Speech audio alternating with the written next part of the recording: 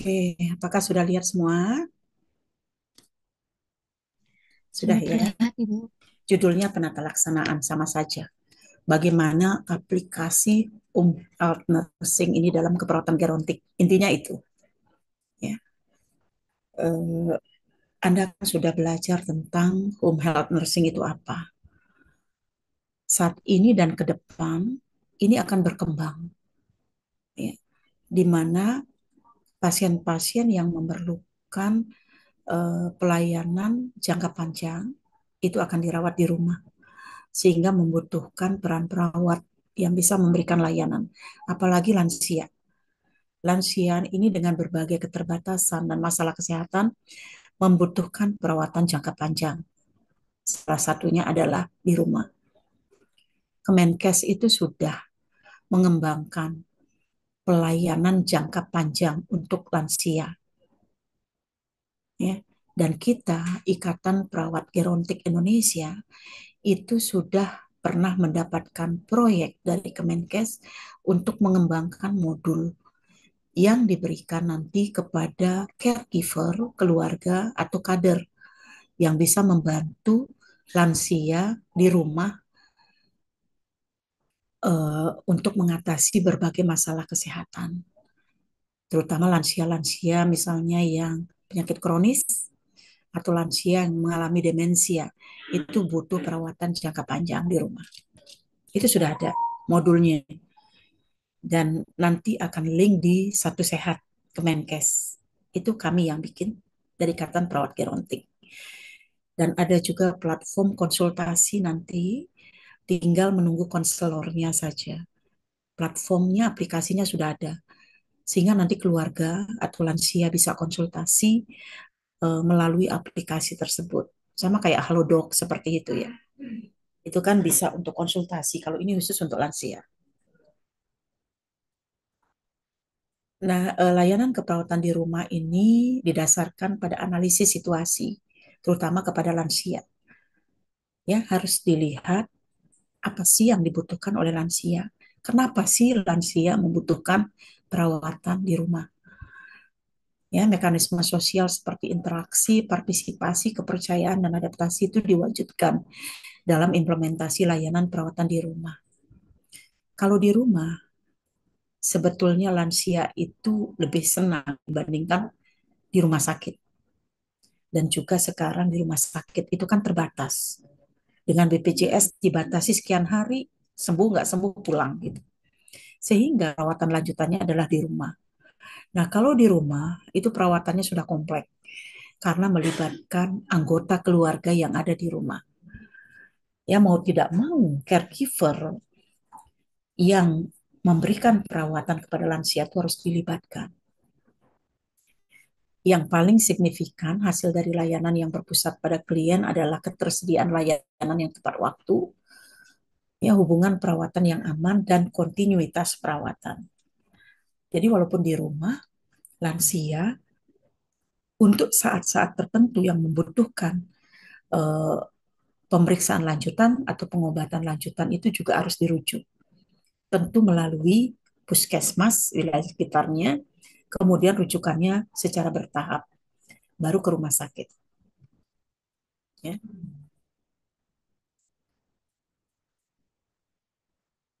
Nah ini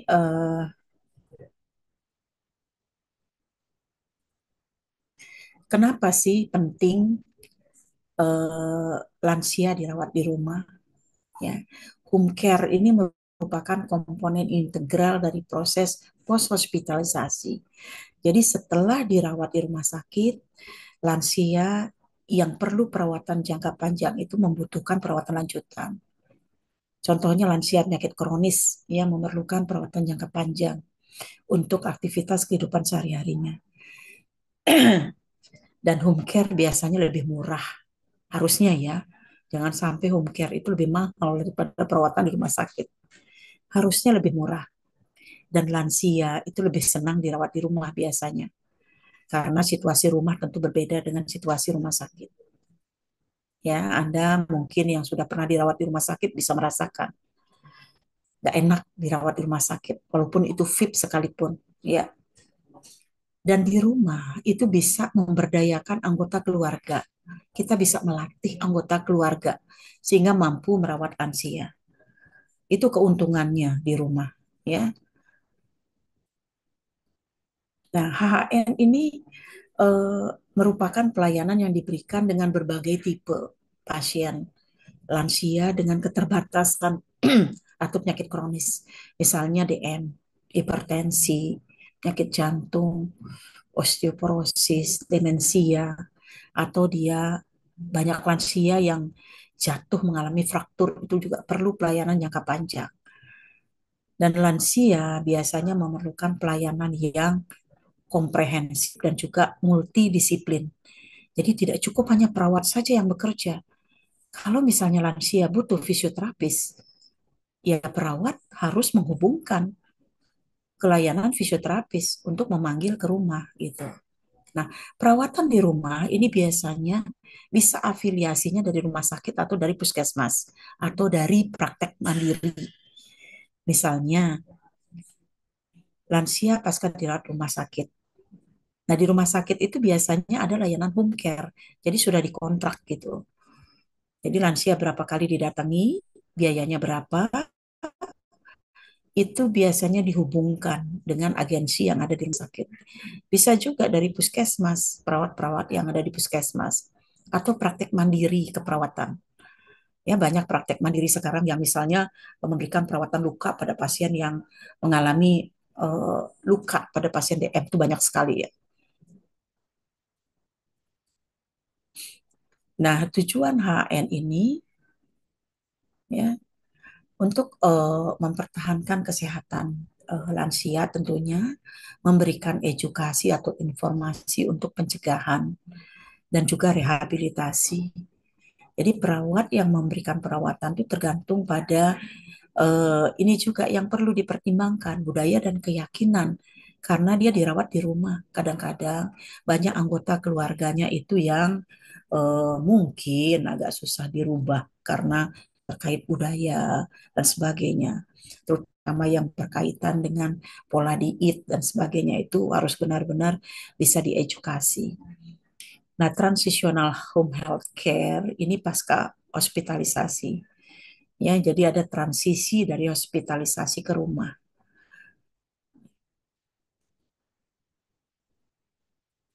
Nah, ini bentuk-bentuk pelayanan HHN ya di rumah. Nah, apa saja bentuk-bentuknya?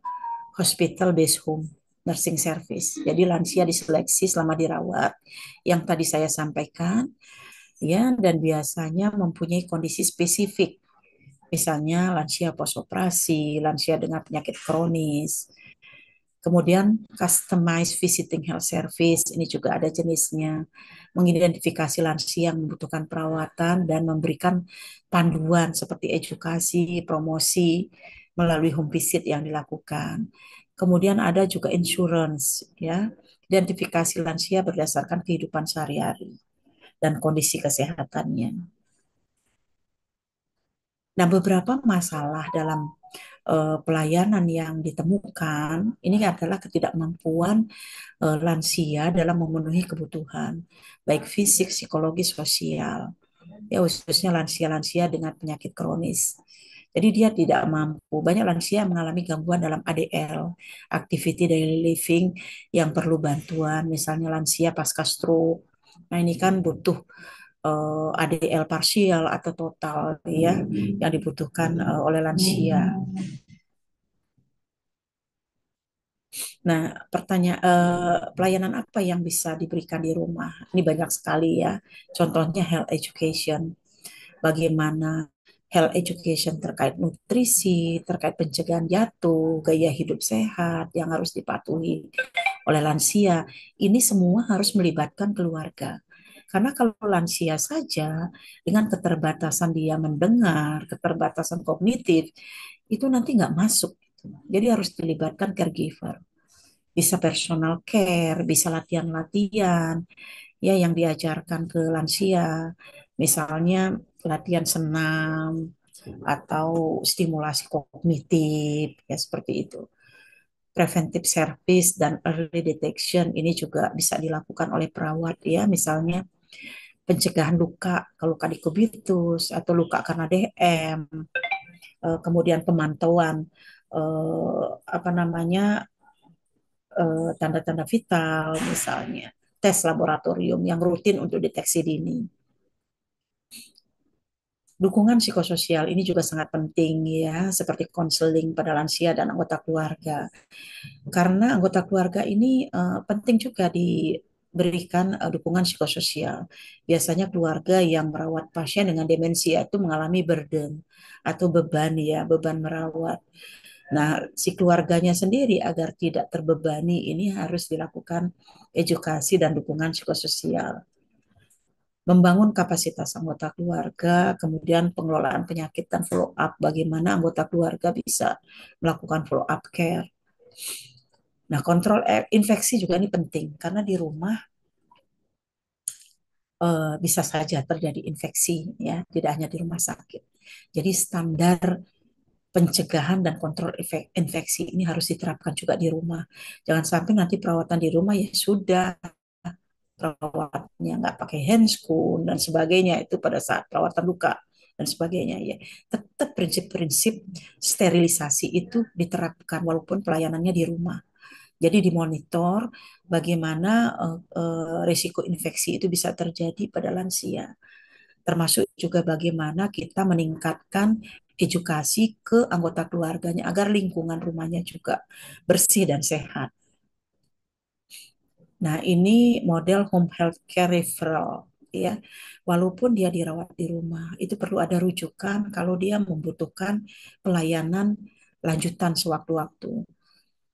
Ya, jadi dari home health care ini lalu dirujuk ke puskesmas. Ya, dari puskesmas itu biasanya ada rujukan. Kalau sekarang rujukannya sudah bertingkat.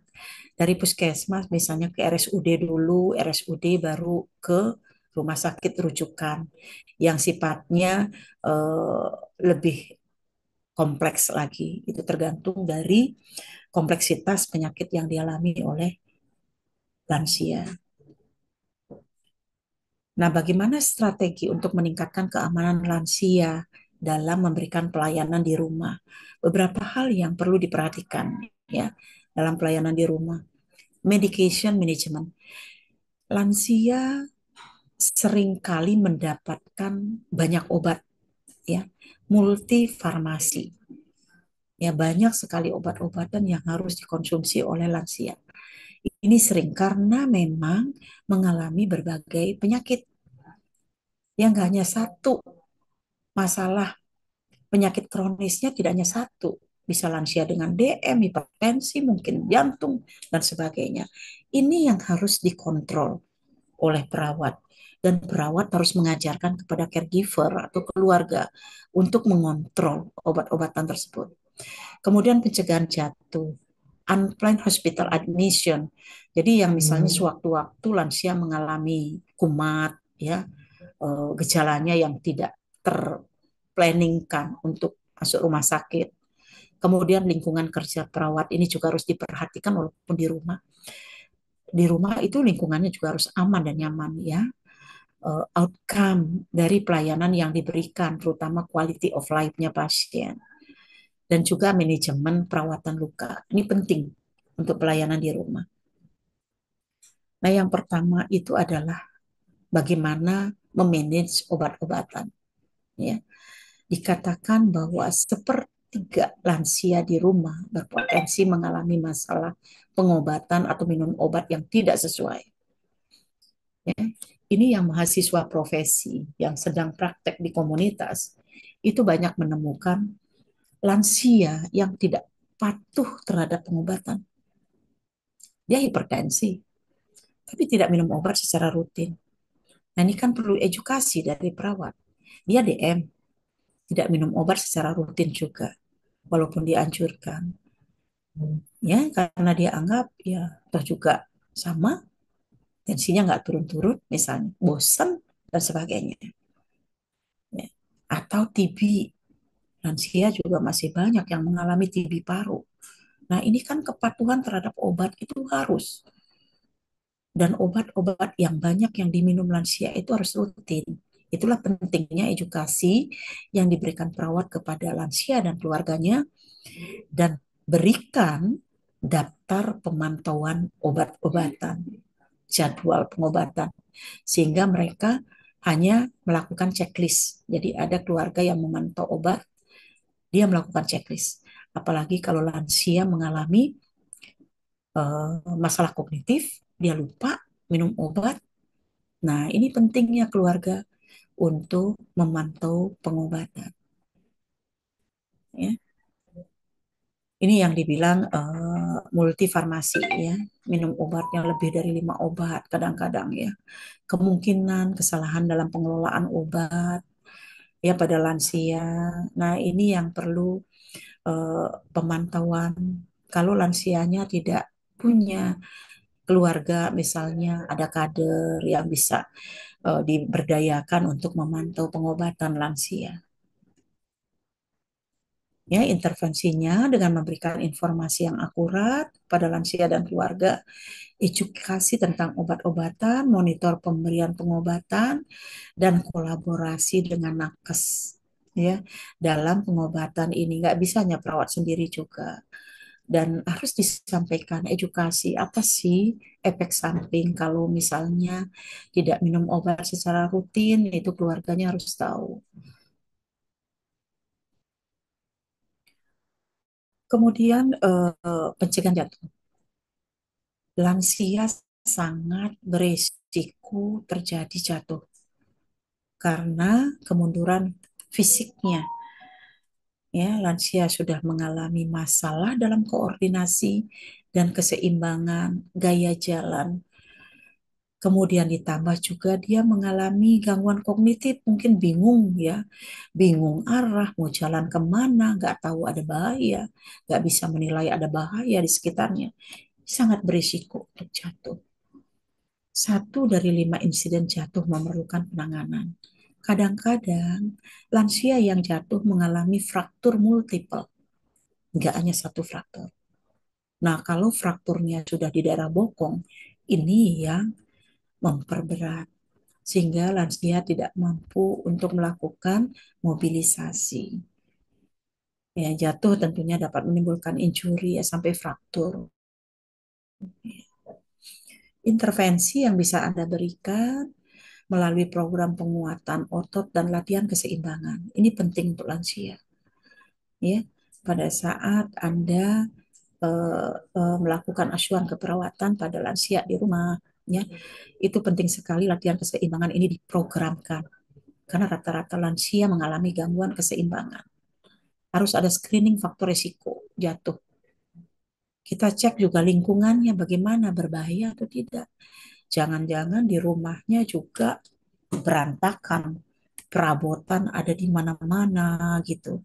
Sehingga sangat memungkinkan lansia kesandung atau mungkin kamar mandinya yang licin, tidak ada pegangannya, tempat tidurnya yang tidak sesuai dengan kondisi lansia. Ini banyak hal yang bisa menimbulkan jatuh pada lansia.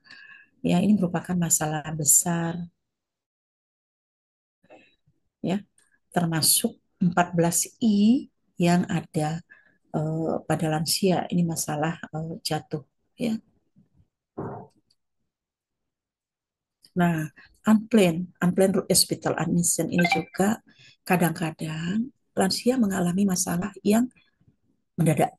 Nah, ini keluarganya harus diberikan edukasi, ya, harus diberikan edukasi agar siap sedia. Keluarganya harus diberikan eh, latihan terkait deteksi dini, misalnya deteksi dini gejala stroke pada lansia hipertensi. Dia harus paham sehingga pada saat ada kejadian-kejadian mendadak, keluarga sudah harus siap untuk membawa lansia ke rumah sakit ya melalui sistem rujukan yang sesuai tentunya ya.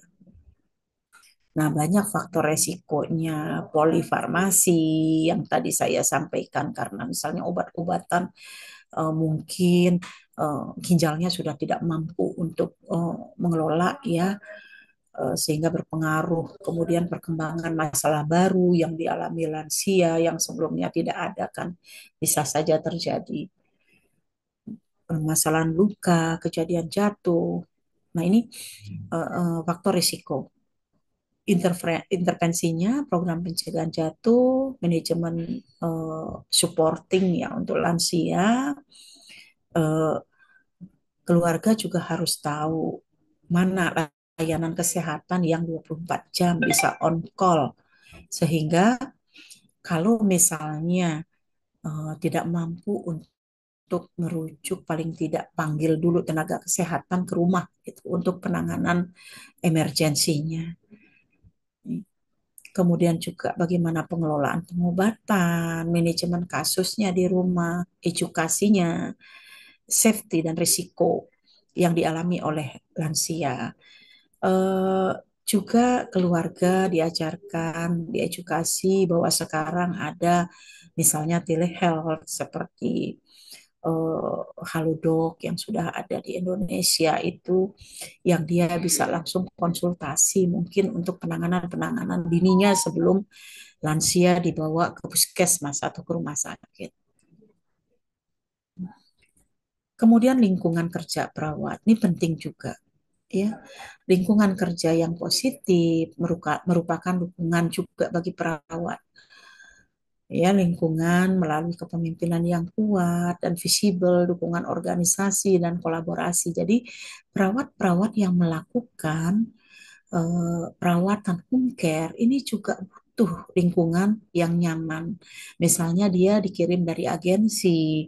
Nah, itu juga dari pimpinannya harus memberikan kenyamanan dan keamanan. Misalnya dalam perjalanan selama dia melakukan perawatan di rumah, jangan sampai dia misalnya kalau di rumah kan berisiko sekali ketemu dengan anggota keluarga.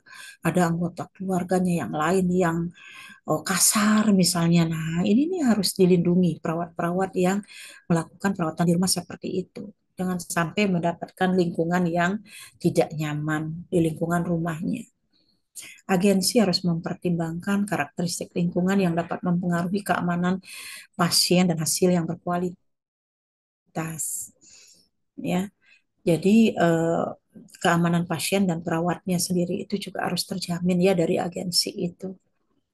Jangan sampai misalnya on call malam-malam ya dikirim nih perawat perempuan misalnya seperti itu ya. Sebaiknya kan perawat yang laki-laki dikirim kalau malam-malam gitu. Karena resiko di jalannya juga itu besar. Kemudian fungsional outcome dan quality of life-nya ini. Tujuan perawatan di rumah mempertahankan fungsi fisik dan mental lansia serta kualitas hidupnya. Ya, bagaimana lansia itu masih bisa berfungsi secara optimal walaupun dengan keterbatasan. Itu yang paling penting. Apa yang bisa dilakukan oleh lansia itu harus dimandirikan. Yang tidak bisa baru dibantu. Ya, kemampuan lansia dan keluarga berfungsi secara mandiri ya, dan keamanan di rumah meningkatkan kemungkinan lansia tetap dirawat di rumah karena lebih nyaman ya. Jadi meningkatkan keamanan lansia, kemudian edukasi caregiver, meningkatkan kesadaran dan pengetahuan perawat yang melakukan perawatan di rumah, ya, melalui berbagai penyegaran pelatihan yang dilakukan. Karena kalau perawatan di rumah itu lebih kompleks. Anda kalau melakukan kunjungan rumah ke keluarga, itu segala macam masalah itu ada. Segala macam penyakit ada. Semua bidang harus Anda kuasai. Makanya kalau mahasiswa praktek di keluarga dan komunitas biasanya itu ditaruh di akhir agar mahasiswa sudah mendapatkan semua mata kuliah sesuai bidang keilmuannya. Ya misalnya medical bedah, maternitas, anak, jiwa, ya, gerontik semuanya harus sudah dapat dulu baru praktek di komunitas. Karena kalau Anda sudah di keluarga, ditanya sama keluarganya, kan nggak mungkin Anda menjawab, maaf ya Bu, Saya belum dapat materi itu di perkuliahan saya, kan nggak mungkin Anda jawab seperti itu. Semua pertanyaan harus bisa dihandle, ditangani. Karena di keluarga, Anda itu lebih mandiri dibandingkan di rumah sakit. Kalau di rumah sakit udah pasti di situ ada kakak perawatnya, ada tenaga kesehatan yang setiap saat ada di situ. Kalau di rumah ada siapa? Nggak ada siapa-siapa. Ada pembimbing, ada perawat yang ada di puskesmas. Kemandirian itu lebih tinggi. Makanya semua ilmu Anda harus dapat, ya. Nah, intervensi yang dilakukan secara individu itu bisa edukasi dan program spesifik terkait dengan penyakitnya, ya tentunya. Jadi segala segala masalah kesehatan, edukasinya itu Anda harus kuasai. Lalu wound dan pressure ulcer, ya. Jadi bagaimana Anda melakukan perawatan luka, baik luka di kubitus maupun luka akibat dari DM misalnya, ya. Lebih dari sepertiga lansia yang dirawat di rumah memerlukan penanganan luka. Sekitar 42% mengalami luka yang multiple, yang nggak hanya satu luka. Lebih dari 60% karena luka operasi, ada juga luka karena masalah vaskuler pada kaki, dan juga luka dekubitus. Nah, ini telemedicine juga ada, ya sudah, ya, dalam geron teknologi itu sudah banyak dibahas terkait dengan teknologi-teknologi yang bisa dipakai dalam perawatan di rumah. Jadi perawat harus memiliki pengetahuan dan keterampilan tentang perawatan luka. Ya, banyak sekarang eh, praktek mandiri yang memberikan perawatan luka khusus, perawatan luka. Oke, ini slide terakhir bahwa dalam berespon terhadap populasi lansia mengalami penyakit kronis tentunya, ya, yang memerlukan perawatan jangka panjang. Nah, kita harus bisa memberikan pelayanan yang berkualitas di rumah. Perencanaan pelayanan diberikan berfokus pada identifikasi apa sih yang dibutuhkan oleh lansia. Tenaga kesehatan seperti apa yang harus memberikan pelayanan. Kemudian training apa yang diperlukan agar tenaga kesehatan mempunyai pengetahuan dan keterampilan. Termasuk juga penggunaan peralatan-peralatan medis, sarpras, ya, yang dibekali untuk perawat dalam rangka melakukan home visit ke rumah. Dan tentu tingkat keterlibatan keluarga juga. Penting ini dalam pelayanan home care. Ya, kalau tidak melibatkan keluarga, ya nanti pelayanan yang diberikan tidak bisa optimal. Biar bagaimanapun juga 24 jam yang ada di rumah adalah anggota keluarganya yang merawat lansia. Jadi penting pemberdayaan keluarga. Oke, itu yang bisa saya sampaikan terkait dengan eh, apa bagaimana aplikasi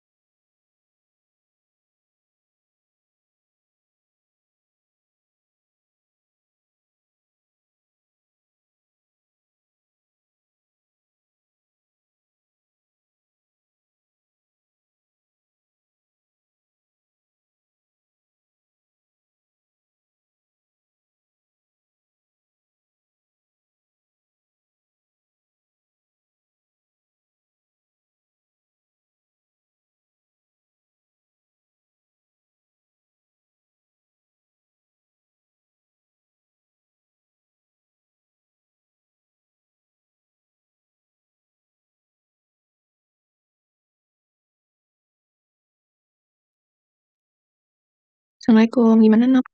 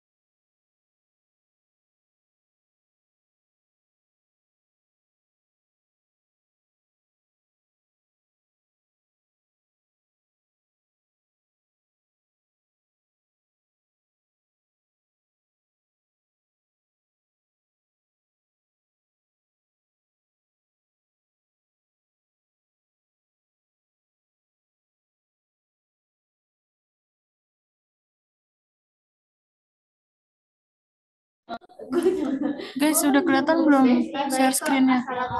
Iya, kalau Beski mah baik, Beni. Sudah. Oke. Ini,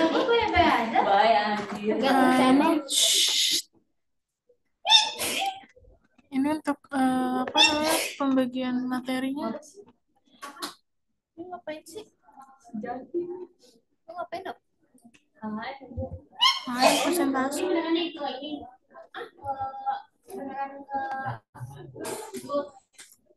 Apa sih? Jadi ini foto yang di nih kita mau pakai slideshow aja iya kirim aja nggak apa-apa woi kan kan kita ada 6 orang kan Eh, kita bagi aja gimana kayak misal bentar gua udah habis masa slideshow.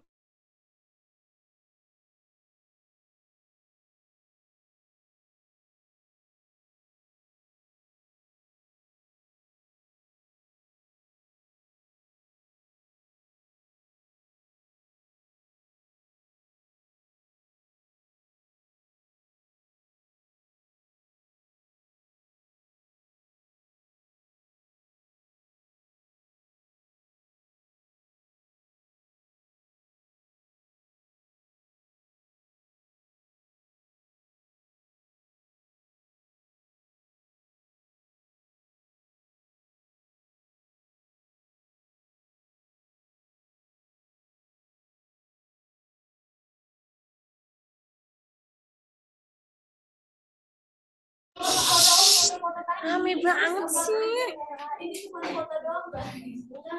Ini yang bab 1 kan kita ada 6 orang. Kalau misalnya bab 1 ada yang megang 3 orang. Terus bab 3 juga bab 1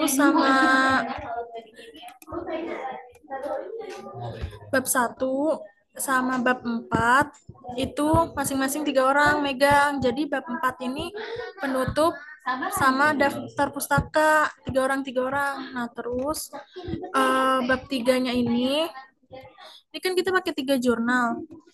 Nah berarti 1 orang megang 2 jurnal. Dua dua orang megang 1 jurnal.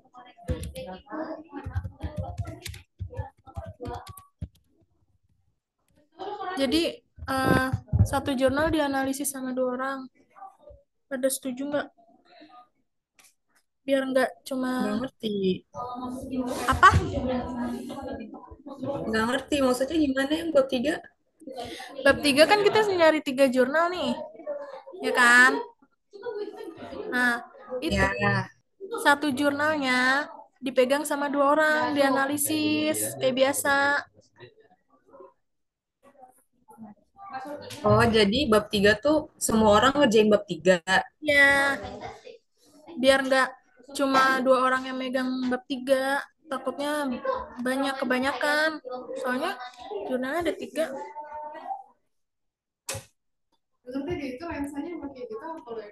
Ya, Terus bab bab 4-nya sama daftar pustaka udah ngerti kan bagiannya?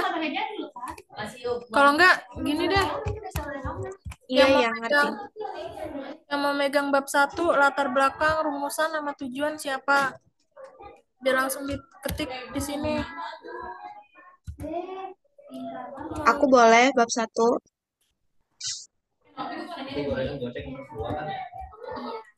Siapa tadi? Nap, nap. Nap-nap. Terus rumusan mau siapa?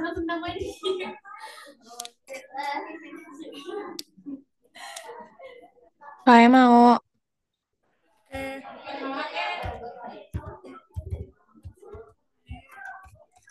Terus, bentar. Simpulan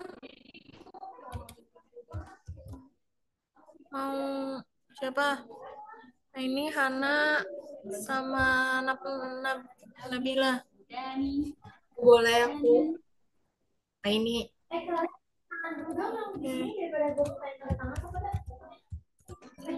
Saran sama Davus. Hana mau katanya Hana.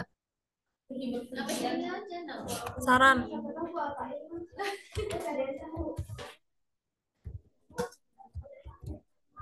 Davus berarti Nabila.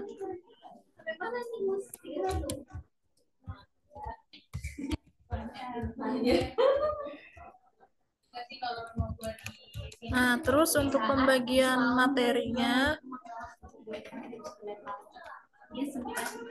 ada yang mau ditambahin lagi nggak? Oh, Kan sesuai sama Bu Mariam kan judulnya udah benar kan, perawatan lansia dengan demensia.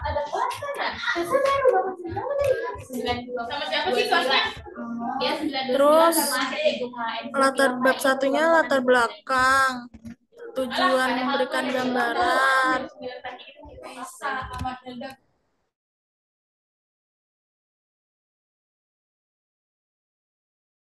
Nov, di bab 2-nya perlu ada kondas askepnya atau nggak usah? Nah, Atau terus langsung kasus aja? Bab satunya udah benar, bab 2-nya tinjauan pustaka. Tinjauan pustakanya ada demensia pada lansia kayak konsep biasanya, kondas. Terus penata laksanaan. Penata laksanaan di rumah tuh berarti yang poin H. Nggak dikirim HD. Terus bab 4-nya penutup. Nah, emang ada kasus? Ada nih, ada ininya, ada apa kasus fiktifnya nanti. Itu diapain? Maksudnya kayak pengkajian gitu? Iya, dibikin askep. Loh. Nah, udah itu aja sih. Nanti kalau misalnya ada lagi, boleh ntar dikirim ke grup aja buat tambahan materinya. Nov, mau nanya deh, ini Kita itu Nov, Mal, Novi, Bu Dina hari Selasa ya? Hari Rabu kita. Lagi nanya itu nah. Gue kan kamu kelima, Bu Maria. Hari Rabu. Nah, ini pembagian buat materinya mau gimana? 1, 2, 3, 4, 5, 6, 7, 8, 9.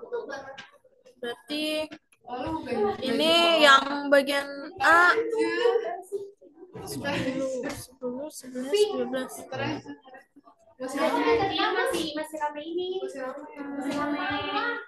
Ini kayaknya kondas 2 orang deh. boleh Nov. Mau.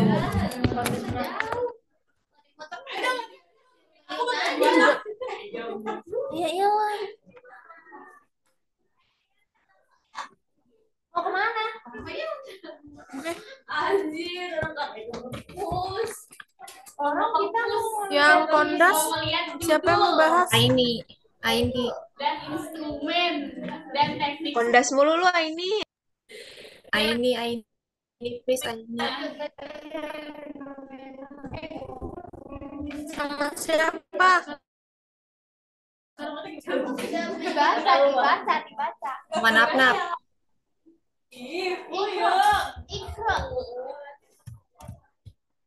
Udah, aku ini. Nopi mau CD. Yang mana? Satu orang berapa sih? Satu-satu dulu aja. Oh, ya udah, Cek. Kayak, Cek. Oh iya, kayak ini ada bukunya. Nanti aku kirim di grup ya. Makasih. Ini siapa? Satu aja. Omega. Oh, kenapa? Kita kan jual kimia. Ini siapa? Itu Hana mau FG tapi nggak tahu satu. F aja coba. Hana. Hana mau apa, Hana? Apa kita masuk kita ke Kenapa?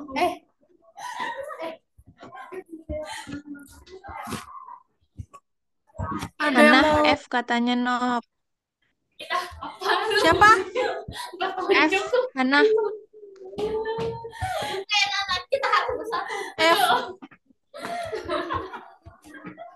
Iya, Hana. Bohongnya berasa banget anjir. Mau dua. Emang kenapa? Yang Hana, F Hana. Hana. Hana sayang. Oh, Rame bener ya. ini bener nggak? Maaf, nggak kedengeran. Iya bener-bener. Iya. F. Oke. Terus siapa lagi?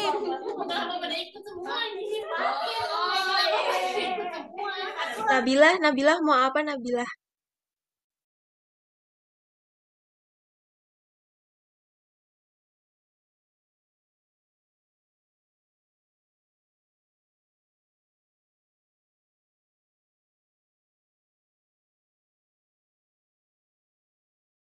Aku tidak membaca room chat sebentar ya.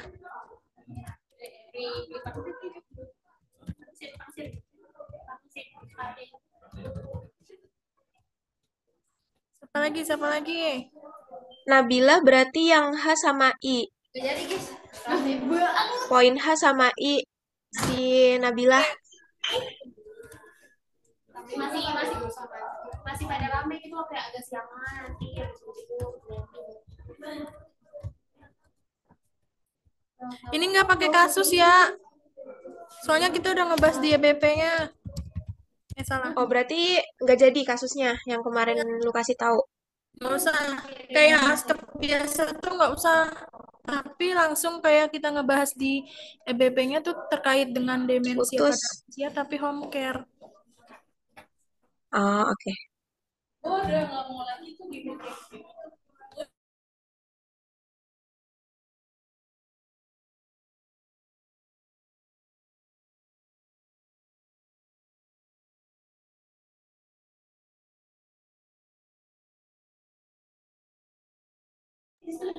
Yang kondas demensia kalau bisa pakai buku yang apa? Buku-buku yang lansia gitulah, demensia gitulah pokoknya. Ya. Iya Nop. Iya gue punya kok buku Gerontik. Oke, soalnya Bu Mariam takutnya dia ngerevisi atau gimana. Oke. Ya. Ini mau di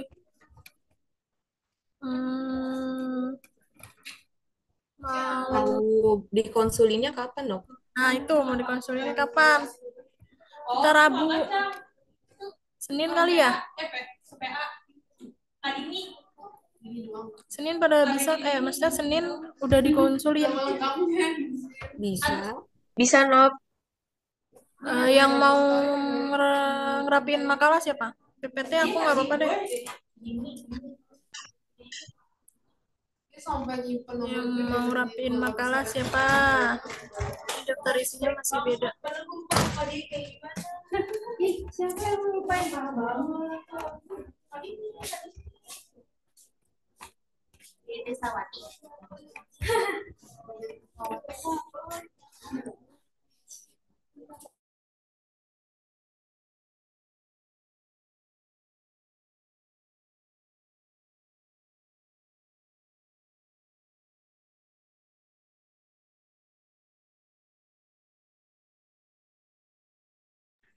Kamu di spin aja, ngerapin makalah Spin aja, Nop, biar adil.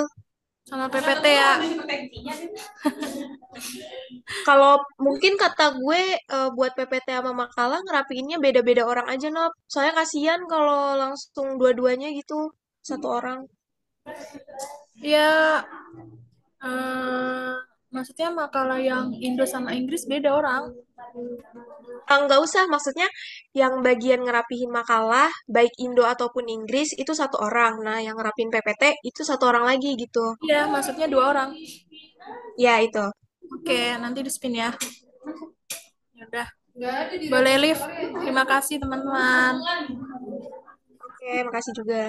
Kenapa nggak spin sekarang aja, Nop?